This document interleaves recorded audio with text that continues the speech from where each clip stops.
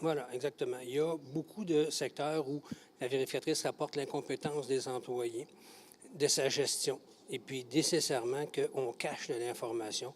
Et la vérificatrice nous le montre par plusieurs témoignages dans différents projets. Ben oui, écoutez, c'est un service qui est payé par la Ville. On a dépensé 368 000 pour le service de la vérificatrice générale. Puis le rapport qu'elle a écrit n'est pas disponible. Si on veut l'avoir, il faut passer par la Commission d'accès à l'information et payer 42 sous par feuille pour la télécopie. Voyons, pas pour la télécopie, mais pour la photocopie.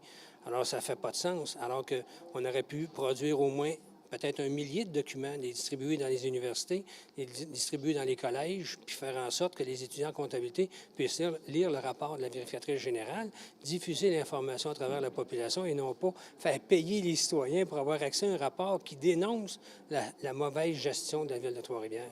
Absolument. Il faut le lire pour se rendre compte à quel point il y a des éléments là-dedans qui sont tellement basiques en affaires. Vous savez, la vérificatrice recommande de faire des évaluations annuelles du personnel, de fixer des objectifs, puis d'évaluer le rendement. Voyons donc, c'est fait partout, ça existe partout. On demande de nommer un commissaire à l'éthique alors qu'il n'y a même pas de code d'éthique à la ville de Trois-Rivières, alors qu'ici même, une petite entreprise d'une vingtaine d'employés, on a un code d'éthique qu'on fait signer à chacun de nos employés. Alors, je me demande à quelle place sont les compétences en gestion à quelque part. Il y a quelqu'un à quelque part qui manifestement ne fait pas son travail de gestionnaire. Absolument, absolument. Il y a beaucoup de choses qui sortent. Les gens ne sont pas au courant. L'amphithéâtre n'est que la cerise sur le sundae, finalement, parce que les gens ne sont pas mis au courant des problèmes qu'ils vivent dans ce dossier-là. Alors, que ce soit les conseillers ou la population, personne n'a accès à l'information.